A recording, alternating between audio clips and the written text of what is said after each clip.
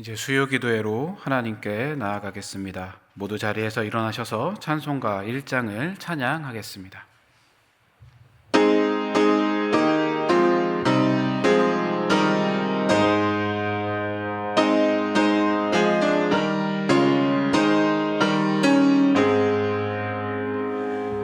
만복의 근원 하나님, 온 백성 찬송 드리고, 저 천사여 찬송하세. 찬송 성부 성자 성령.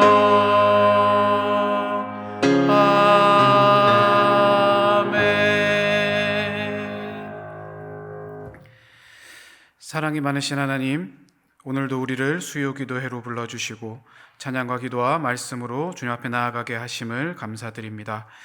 점점 사랑을 잃어가고 하나님의 은혜를 외면하는 이 세상 가운데 믿음 잃지 않고 주님 앞으로 나아가기 위해 이 자리에 모인 모든 주의 자녀들에게 함께하여 주시고 그들의 삶을 인도하여 주시옵소서.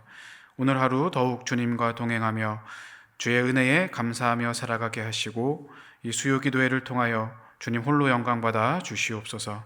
감사드리며 사랑이 많으신 예수님의 이름으로 기도드립니다. 아멘. 자리에 앉으셔서 찬송가 323장 찬양하겠습니다.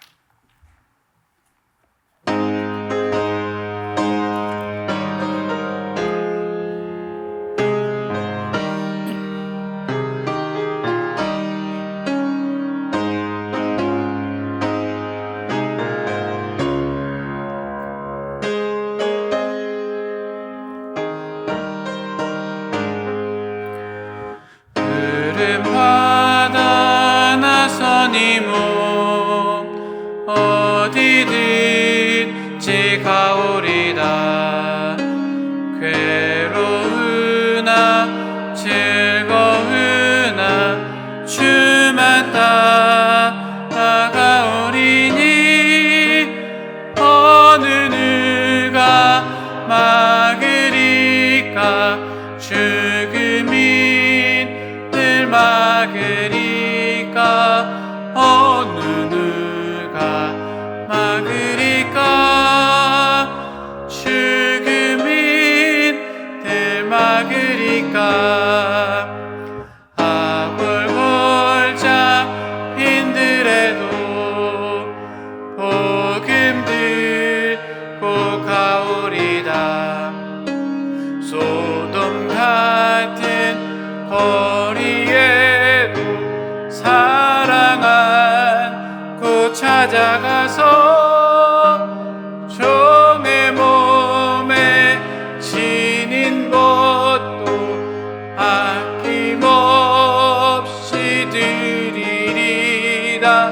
종의 몸에 지닌 것도 아낌없이 드리리다.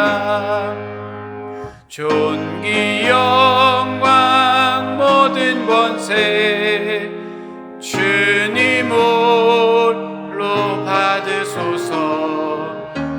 멸시천대 십자가는 제가 지고 가오리다.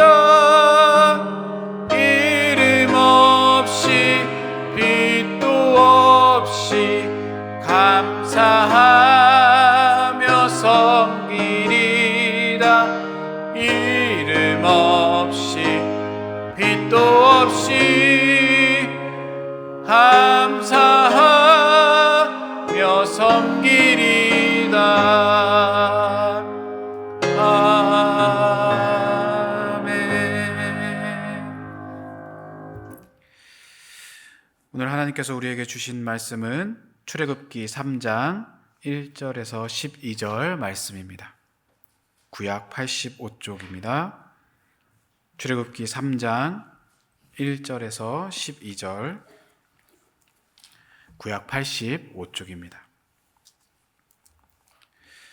저와 여러분이 한 절씩 교독하겠습니다. 제가 먼저 1절을 읽도록 하겠습니다. 모세가 그의 장인 미디안 제사장 이드로의 양 떼를 치더니 그 떼를 광야 서쪽으로 인도하여 하나님의 산 호렙에 이르매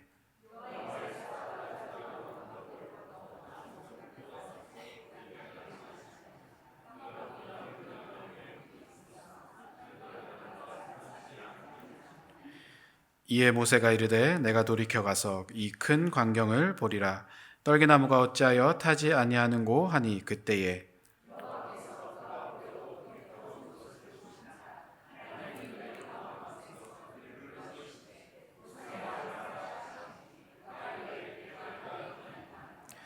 하나님이 이르시되 이리로 가까이 오지 말라. 내가 선 곳은 거룩한 땅이니 내 발에서 신을 벗으라.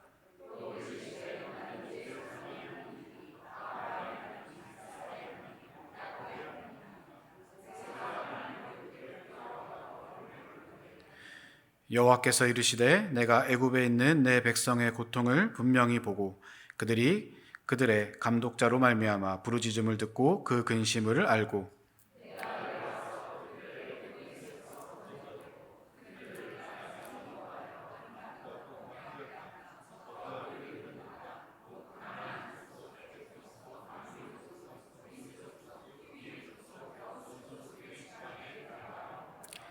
이제 가라. 이스라엘 자손의 부르짖음이 내게 달하고 애굽 사람이 그들을 괴롭히는 학대도 내가 보았으니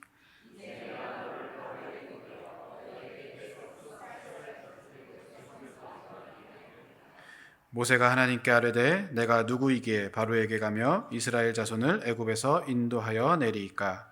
하나님이 이르시되 내가 반드시 너와 함께 있으리라. 내가 그 백성을 애굽에서 인도하여 낸 후에 너희가 이 산에서 하나님을 섬기리니 이것이 내가 너를 보낸 증거니라. 아멘. 모세는 먼 옛날 조상 아브라함처럼 양떼를 치는 이 목자가 됩니다. 그는 애굽의 왕자 신분에서 한순간 그 애굽인을 죽인 살인자가 되어서 이 동족이었던 그 히브리인들에게도 배척을 받고 급기야 그 애굽에서 이 도주를 하고 미디안 목자 신분으로 전락되어서 이 평범한 삶을 살아가고 있는 그런 가운데 있습니다. 그러다 어느 날 이 모세는 양떼를 이끌고 이 광야의 서쪽, 즉 그 애굽 쪽으로 가다가 호렙산에 이르게 됩니다. 이 호렙산은 하나님의 산입니다. 그리고 이곳에서 모세는 이 하나님을 만나게 되죠. 이 만남을 통해서 이 모세의 그 삶의 방향이 이제 결정이 되게 되는 것입니다. 이 호렙이라는 말은 이 의미를 찾아보니까 이 황량한 곳, 또 불모지, 또 내버려진 땅 이런 의미를 가지고 있습니다. 어쩌면 이것은 이 당시 모세의 텅 비었던 그런 심정과 일치했을 거라 생각이 되어집니다. 바로 이곳에서 하나님이 모세를 만나 주시는 것이죠. 삶의 여정에서 공허함과 무력감이 가득해서 빈손을 떨구고 어찌할 수 없이 하늘만 쳐다볼 수밖에 없는 버림받은 그 광야의 한복판이 놀랍게도 이 하나님께서 만나 주시는 그런 은혜의 자리가 된 것이죠. 오늘 본문을 보면 이 모세는 이 호렙산에서 이 뜻밖의 광경을 이제 목격을 하게 됩니다. 떨기나무에 불이 붙었는데 이 불이 사라지지 않는 것이에요. 호렙산 주변의 이 미디안 광야에서 흔히 발견되는 이 키가 작은 이 관목류의 가시덤불은 이 본질이 너무나도 이 연약해서 여름에 그 사막 열기가 가열되게 되면 스스로 발화하기도 합니다. 일단 발화가 되면 그 연약성 때문에 곧바로 이제 소멸되어지는 거예요. 그런데 이런 연약한 이 가시덤불에 불꽃이 일 정도로 큰 불길이 붙었는데 그것이 타서 소멸되지 않는 현상은 이 모세의 눈에 참으로 기이한 일이었습니다. 이렇게 불꽃 가운데서도 사라지지 않는 그 떨기나무를 보게 하시면서 하나님은 모세에게 이 소명을 주십니다. 하나님께서는 이 각 사람마다 뜻을 가지고 창조해 주셨고 이 땅에 보내주셨습니다. 우리는 그 뜻에 따라서 살아가야 되는 것이죠. 그런데 나를 향한 이 하나님의 뜻이 무엇인지 알아가는 것이 쉬운 일이 아니에요. 그래서 그 뜻을 알기 위해서 우리가 말씀도 열심히 읽고 기도도 열심히 하고 예배도 드리고 또 새벽 예배, 금요 철야 예배 열심히 나와서 주님 앞에 물어봅니다. 그래서 주님의 그 음성을 들으려고 하는 거예요. 오늘 말씀을 통해서 이 하나님께서 우리를 부르실 때, 우리에게 소명을 주실 때 어떻게 해야 되는지 한번 살펴보도록 하겠습니다. 먼저 여호와의 사자가 모세 앞에 나타났을 때 모세가 어떤 상황에 처해 있는지를 좀 살펴봐야 됩니다. 1절입니다. 이렇게 말씀합니다. 모세가 그의 장인 미디안 제사장 이드로의 양떼를 치더니 그 떼를 광야 서쪽으로 인도하여 하나님의 산 호렙에 이르매. 그러니까 모세가 그의 장인이었던 미디안 제사장 이드로의 그 양떼를 치고 있었을 때 여호와의 사자가 나타났다라고 말씀을 합니다. 여러분들도 잘 알고 계시다시피 모세는 애굽의 왕자로 있었어요. 애굽의 왕자로서 모든 것을 누리면서 잘 편안하게 살아가고 있었습니다. 그러던 와중에 애굽 사람이 한 히브리인을 치는 것을 보고 그 애굽 사람을 쳐서 죽이게 되죠. 그리고 그 시체를 모래 속에 감춥니다. 그 다음날 히브리인들끼리 싸우는 그 모습을 보고 모세가 말리려고 해요. 그러자 그 히브리인이 누가 너를 우리의 재판관으로 삼았느냐라고 얘기하면서 그 애굽 사람 죽인 것을 이야기를 해요. 애굽의 왕이었던 바로도 이 사실을 알게 되고 모세를 죽이려고 하자 모세는 이 미디안 땅으로 도망을 하게 되는 겁니다. 그러고 나서 이 이드로의 딸과 결혼을 하고 목자의 신분으로 양떼를 치고 있었던 그런 상황인 것이죠. 즉 모세는 지금 자신이 해야 될 일을 열심히 하고 있었다라는 겁니다. 미디안의 목자로서 평범하지만 열심히 자기에게 주어진 일을 하고 있었던 상황이에요. 이렇듯 하나님께서는 지금 나에게 주어진 일을 열심히 잘 감당하고 있을 때 만나주시고 우리를 불러주시고 소명을 주신다라는 겁니다. 사무엘이 하나님의 명령을 받아서 사울 이후에 그 이스라엘을 이끌어갈 그 왕을 세우려고 이새의 집을 찾아가게 됩니다. 하나님께서 이 베들레헴 사람 이새의 아들 중에서 한 왕을 보았다라고 말씀을 하셨기 때문입니다. 그래서 이새의 집으로 가게 되었고요. 이새는 다윗을 제외한 그 7명의 아들만을 불러서 사무엘에게 보여주게 됩니다. 하지만 이 하나님께서 택하신 사람은 그 7명의 아들 중에는 없었어요. 이새는 여러 가지 이유가 있었겠지만 그 사무엘이 오는 그 자리에 막내 아들이었던 다윗을 부르지 않았고요. 다윗 또한 그 아버지가 시킨 일을 하기 위해서 자신에게 맡겨진 그 양을 지키는 일에 최선을 다하고 있었다라는 겁니다. 다윗도 이 사무엘이 오는 그 자리에 함께 있고 싶었을 거라고 저는 생각이 돼요. 특히 여호와께 제사를 드리러 왔다라고 했었기 때문에 그 제사에 참여해서 하나님께 예배하고 싶었을 것입니다. 하나님께서 사무엘에게 이렇게 말씀하시거든요. 내가 보는 것은 사람과 같지 아니하니 사람은 외모를 보거니와 나 여호와는 중심을 보느니라. 그러고 나서 선택한 사람이 바로 다윗입니다. 그러니까 이미 다윗에게는 이 하나님 중심의 이 가치관과 삶의 태도가 있었다라는 거예요. 이런 다윗에게 이스라엘의 그 영적 지도자였던 사무엘이 여호와께 제사를 드리고자라고 하면서 이새의 아들들을 다 불렀을 때 자신을 데려가지 않았다라는 그 사실만으로 굉장히 실망스러울 수도 있는 상황입니다. 하지만 다윗은 불평하지 않았고요. 자신에게 맡겨졌던 임무, 즉 양을 치는 그 일에 열심을 다하고 있었어요. 그렇게 자신의 일에 최선을 다하고 있었을 때 사무엘이 다윗을 불러오라고 이야기하고 그에게 기름을 붓게 됩니다. 어떻게 보면 모세도 이 지금의 상황이 굉장히 실망스러웠을 수 있어요. 애굽의 왕자로 있다가 한순간에 도망자의 신세로 전락을 하게 됩니다. 그리고 미디안에서 평범하게 이 목자로서 지금 삶을 살아가고 있었기 때문이죠. 이 첫째 아들 이름이 게르솜인데 그 이름의 뜻이 무엇이냐면 내가 타국에서 나그네가 되었음이라 라는 뜻입니다. 그러니까 이 이름만 봐도 이 모세의 심정을 우리가 알 수가 있는 거예요. 하지만 그는 절망하고 이 모든 것을 내려놓고 포기하고 아무것도 하지 않은 것이 아니라 그럼에도 불구하고 자기에게 맡겨진 일에 최선을 다해서 열심히 감당을 하고 있었다라는 겁니다. 그때 하나님께서는 모세에게 소명을 주시려고 만나 주신 거예요. 예수님께서도 마태복음 25장 21절에 이렇게 말씀하십니다.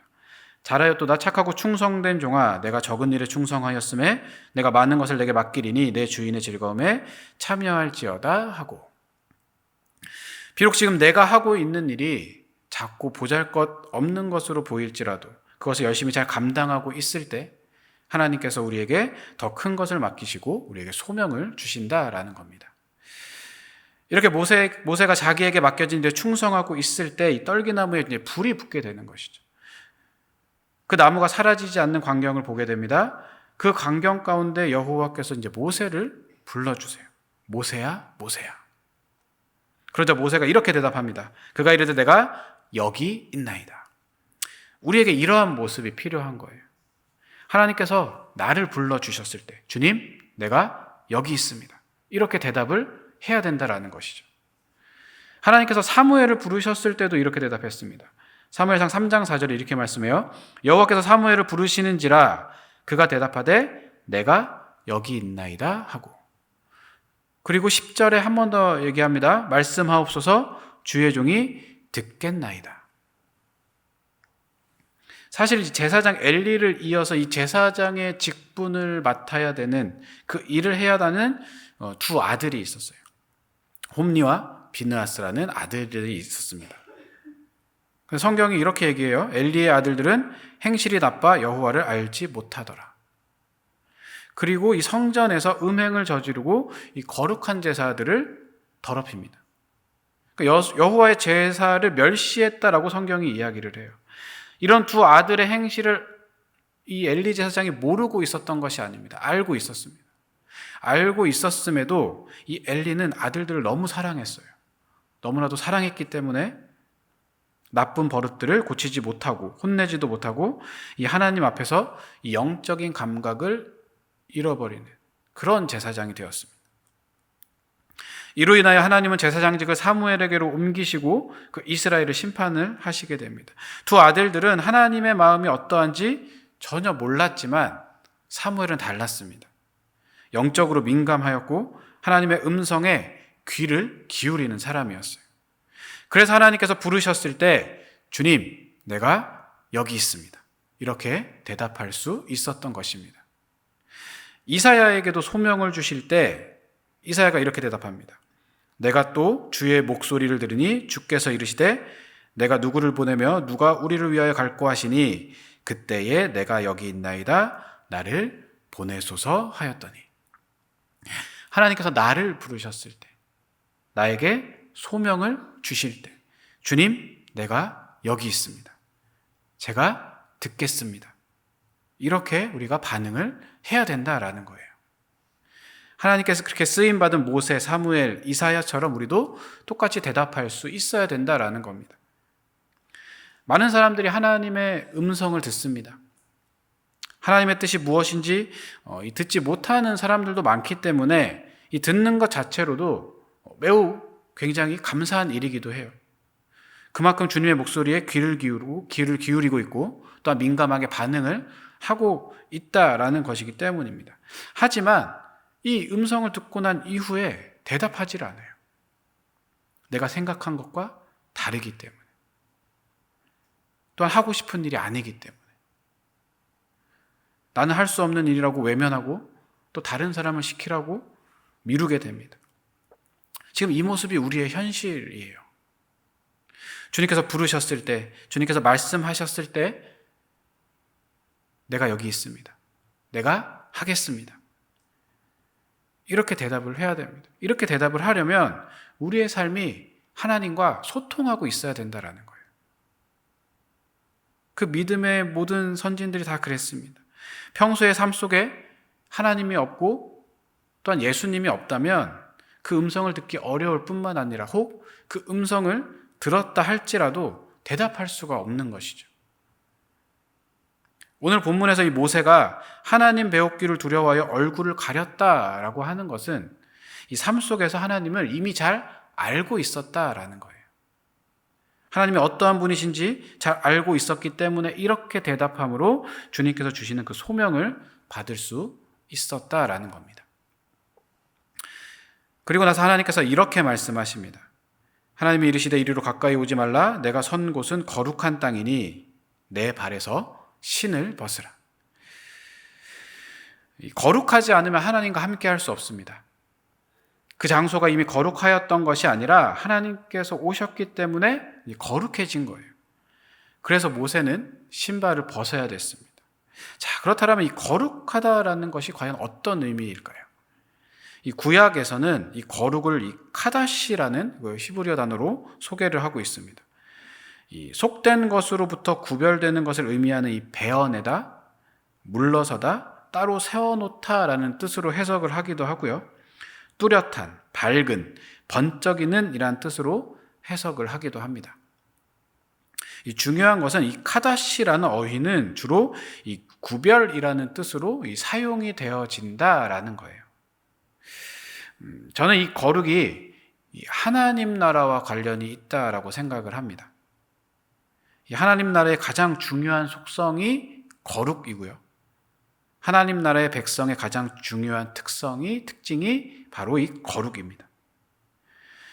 이 거룩과 이 대조되는 단어는 이 세속이거든요. 세속. 이 두 가지 사이에는 좀 긴장감이 있어요. 거룩은 세속 안에서의 거룩이 되어야 하고, 성도는 이 세상 안에서 거룩을 구현해 나가야 하기 때문입니다. 하나님 나라는 이 세상을 부정하거나 이 세상으로부터 도피하는 것을 의미하는 것이 아니라 이 세상 안에서의 거룩이 구현이 되는 나라이고요. 더 세상 속으로 들어가서 이 거룩으로 이 세상을 변혁시키는 나라예요. 이 요한복음 17장을 보면 이 거룩한 삶이 무엇을 의미하는지를 분명하게 보여줍니다. 우리가 이 대제사장의 기도라고 이제 알고 있는데요. 이 요한복음 17장은 그 예수님께서 제자들을 파송하시면서 그들을 위해 기도하신 내용을 담고 있습니다. 예수님의 제자지만 세상에서 도피하거나 떠나는 것이 아니라 이 세상 속에서 살아야 하기 때문에 그들을 세상 속으로 파송하는 그 예수님의 기도인 거예요. 이 기도 속에는 매우 중요한 4가지 문장이 있습니다. 그 영어 성경으로 보면은 조금 더 의미가 명확해지거든요. 첫 번째는 11절 말씀에 그들은 세상에 있어 없고라는 문장이에요. 영어로 하면 in the world라고 표현이 되어 있습니다.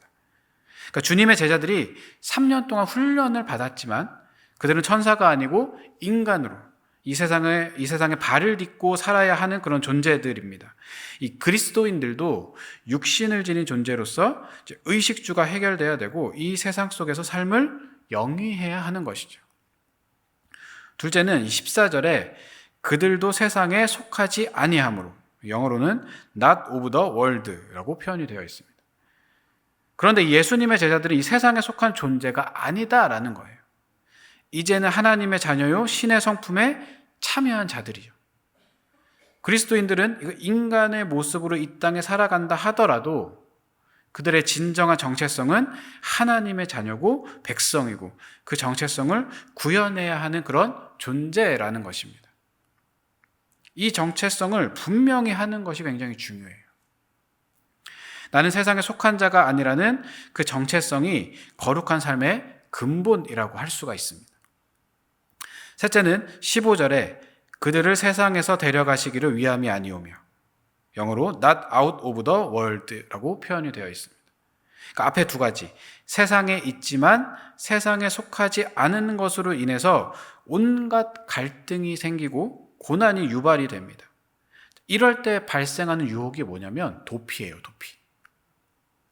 세상 밖으로 나가는 것이고 속세로부터 떠나는 것이죠.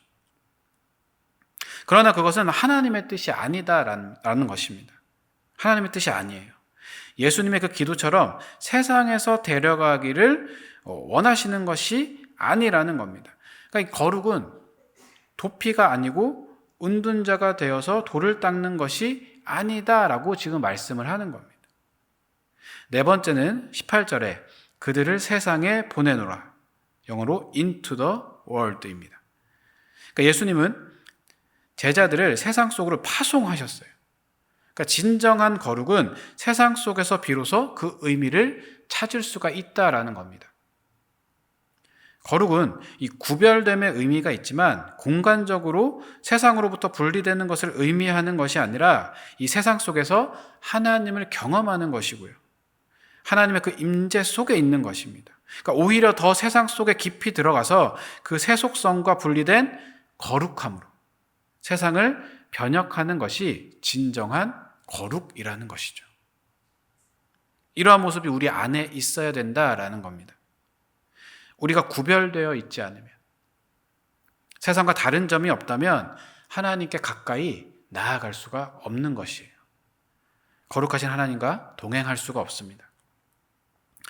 하나님께서는 이렇게 모세를 부르시고 모세에게 소명을 주십니다. 그러니까 이제 앞으로 모세가 해야 될 일들을 지시하시는 것이죠. 본문 9절과 10절입니다. 이제 가라, 이스라엘 자손의 부르짖음이 내게 달하고 애굽 사람이 그를 괴롭히는 학대도 내가 보았으니 이제 내가 너를 바로에게 보내어 너에게 내 백성 이스라엘 자손을 애굽에서 인도하여 내게 하리라. 이것이 우리가 알고 있는 모세의 소명 사건입니다. 이제 모세는 하나님의 심부름꾼으로 바로에게 나아가야 되는 거예요. 그러나 이 하나님의 명령이 떨어지기가 무섭게 모세가 어떻게 반응합니까? 항의합니다. 내가 누구이기에 바로에게 가며 이스라엘 자손을 애굽에서 인도하여 내리이까. 아무런 준비도 없이 전혀 예상하지도 못한 상황에서 하나님을 만났을 때, 더구나 그분으로부터 특별한 이 부르심을 받았을 때 누구나 당황할 수밖에 없을 거라 생각이 됩니다. 여기에서 모세의 대답은 두 가지로 정리가 돼요. 첫째는 내가 누구이기에? 라는 질문에서 드러난 바와 같이 자신이 하나님을 하기에는 부적격자라는 것입니다. 둘째는 동시에 하나님이 맡기신 사명, 즉 이스라엘 자손을 애굽에서 인도하는 일도 자신이 감당하기 어려운, 감당할 수 없는 능력 밖의 일이라고 대답을 하고 있는 거예요. 모세의 이러한 항의는 어떻게 보면 수긍이 가기도 합니다. 모세는 애굽 사람을 쳐 죽인 일로 바로의 낯을 피해서 미디안 광야로 도망쳐온 지금 살인자의 신분이죠. 게다가 동족 이스라엘 사람들에게도 외면을 당했습니다. 그런데 이 모세가 상대해야 할 대상이 어쩌면 자신의 살인죄를 응징할지도 모르는 애굽의 최고 권력자 바로고요. 또 그를 철저하게 외면했던 이스라엘 사람들입니다. 그러니까 어느 한쪽도 지금 만만치가 않은 거예요. 그래서 그는 왜 하필 저입니까? 라고 지금 반발을 하고 있는 것입니다. 모세의 항의에 대해서 하나님께서는 이렇게 말씀하십니다. 내가 반드시 너와 함께 있으리라. 내가 그 백성을 애굽에서 인도하여 낸 후에 너희가 이 산에서 하나님을 섬기리니 이것이 내가 너를 보낸 증거니라. 여기에서도 두 가지가 약속이 돼요. 하나는 이 하나님의 동행 약속이고요. 또 다른 하나는 출애굽의 실현 약속입니다. 여기서 우리가 알 수 있는 것은 모세는 혼자가 아니라는 거예요. 하나님이 함께 하십니다. 모세에게 주어진 일은 인간이 하는 일이 아니고 하나님이 이루어 주시는 일이라는 거죠. 따라서 출애굽 사건의 실제 주인공은 모세가 아니라 바로 하나님이십니다. 그러니까 모세는 위대한 심부름꾼에 지나지 않는 것이에요. 이렇게 구약에 나타난 하나님의 이 사람 등용은 굉장히 놀랍게 보여집니다. 하나님은 흠없고 충분히 준비가 되어 있고 온전하고 능력 있는 자들만 사용하지 않으십니다. 기드온의 경우를 보면 그는 하나님의 부르심에 이렇게 대답을 하죠. 주여, 내가 무엇으로 이스라엘을 구원하리이까 보소서. 나의 집은 므낫세 중에 극히 약하고 나는 내 아버지 집에서 제일 작은 자이니이다. 이런 기드온에게도 이 하나님의 동행 약속이 주어집니다. 내가 반드시 너와 함께하리니. 예레미야의 경우도 마찬가지입니다. 슬프도소이다. 주 여호와여 보소서. 나는 아이라 말할 줄을 알지 못하나이다. 그에게도 하나님이 이렇게 말씀하십니다. 내가 너와 함께하여 너를 구원하리라. 약속해 주시는 것이죠. 하나님으로부터 이렇게 쓰임받은 인물들은 하나같이 스스로가 준비되지 못한 그런 부적격자임을 고백하고 있습니다. 이 고백은 어느 정도 그들의 겸손함을 엿볼 수 있는 그런 대목이기는 하지만 대체로 이 사실에 기인한 거예요. 따라서 하나님의 일은 특별한 자격을 갖춘 자들만 하는 것이 아니다라는 겁니다. 사실은 부족하지만 그럼에도 불구하고 하나님께서 맡기신 일이 바로 하나님의 일이라는 거예요. 정확하게 말하면 사실 부적격자이기 때문에 일을 맡긴다라고도 할 수가 있습니다. 그래서 이 정상적인 그리스도인들은 자기가 한 일이라고 하지 않고 하나님께서 동행하셔서 자신을 통하여 하신 일이라고 늘 고백을 하게 됩니다. 스스로가 무자격임을 깨닫는 자가 바로 하나님이 들었을 수 있는 유자격이라는 거예요. 그래서 야고보서 4장 6절은 이렇게 고백을 합니다. 하나님이 교만한 자를 물리치시고 겸손한 자에게 은혜를 주신다 하였느니라. 하나님께서는 우리들을 그냥 세상에 보내시지 않으셨습니다. 계획하심과 뜻이 있으셔서 우리를 창조하셨고요. 이 땅에 보내주셨습니다. 그렇기 때문에 하나님은 우리를 불러주세요. 하나님 나라의 일꾼으로 세우시기 위해서, 또한 그 나라를 위하여 쓰임받게 하시려고 우리를 불러주십니다.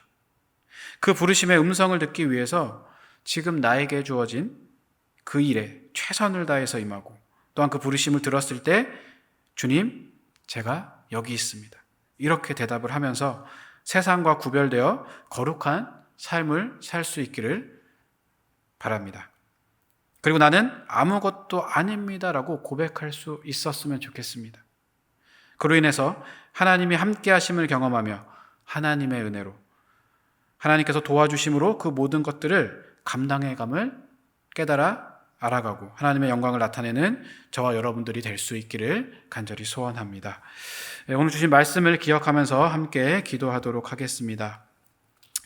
하나님께서 우리를 부르실 때 그 말씀에 온전히 순종하고 주님께서 도와주심으로 인해서 그 맡은 사명들을 잘 감당해 갈 수 있도록 해달라고, 또 우리의 삶 가운데 우리가 더욱더 세상과 구별되어 거룩한 삶을 살아감으로 인하여서 하나님께 영광 돌리고 주님만이 나타나는 귀한 우리의 삶이 될 수 있도록 해달라고 이 시간 다 같이 기도하도록 하겠습니다.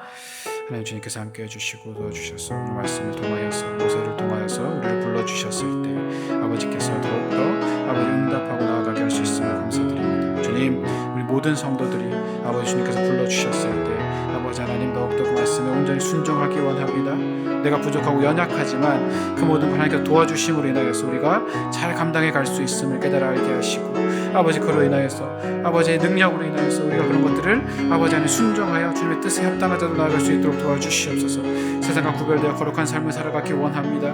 우리의 삶 가운데에 주님만이 홀로 영광 받을 수 있도록 도와주시고, 아버지 하나님 더욱더 그 세상 속에서 아버지 하나님의 나라를 나타내고 주님 예수 그리스도의 선한 영향을 끼치는 귀한 주님의 일꾼들로 나아갈 수 있도록 역사하여 주시옵소서. 아버지 하나님 더욱더 주님만을 바라보고 주님만을 여러분들이 나아갑니다. 주님 우리의 삶 가운데 더욱더 동행하여 주시고 아버지 인도하여 주시고 하나님 함께 하심으로 인하여서 아버지 내 것이 아니라, 내 힘이 아니라 오직 주님의 능력으로 모든 것을 감당해 나갔음을 고백할 수 있도록 도와주시며, 그로 인하여서 주님께만 영광이 되는 귀한 우리의 삶이 될 수 있도록 도와주시옵소서. 그리스도인으로서 이 세상 속에서 구별되어 하나님께만 영광이 되는 삶을 살아가기 원합니다. 아버지 도와주시옵소서. 주여 인도하여 주시고 역사해 주시며, 또 오늘 예배를 통하여서 하나님의 뜻을 알아가는 귀한 시간 될 수 있도록 도와를 베풀어 주시옵소서. 아버지 주님께 모든 것 맡깁니다. 아버지 함께해 주시고 영광 주시며 우리가 더욱더 주님을 따라 나가는 귀한 시간 될 수 있도록 아버지 인도하여 주시옵소서.